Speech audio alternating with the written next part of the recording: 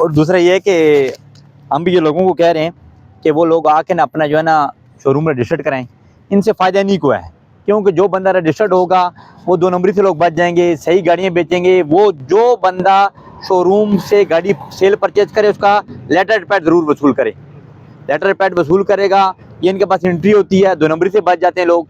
हमारी यही है कि ये सर्टिफिकेट जो सर्टिफाइड हैं, रजिस्टर्ड हैं, उन्हीं के साथ काम हो। जो बाहर से आके कोई बंदा 2 दिन के लिए बैठ गया उनके साथ कारोबार भी ना करें, वो गलत बंदी भी हो सकती है। अब हम ये भी लाना चाहते हैं कि नेक्स्ट टाइम यूनियन का सदर होगा वो ऑथराइज करेगा, वो अपने लेटर पैड पे लिख के देगा कि ये बंदा सही है, ऐसा कैरेक्टर सर्टिफिकेट सही है, ये बाकी इनकी सर्टिफिकेशन के बाद हम इसको जारी करेंगे। मगर ये फर्स्ट स्टेप है जिसमें हम इनिशियली तौर पर वेरीफाई कर रहे हैं और रजिस्टर्ड कर रहे हैं। इसके ऊपर कोई भी फिलहाल तौर पर जुर्माना नहीं लगा रहे हैं। जिनका नहीं होगा वो भाई साहब को हमने बता दिया है, वो जो है ना इसके ऊपर जुर्माना ही पर बाद में इंप्लीमेंट होगा और उसके खिलाफ कानूनी कार्रवाई भी की जाएगी।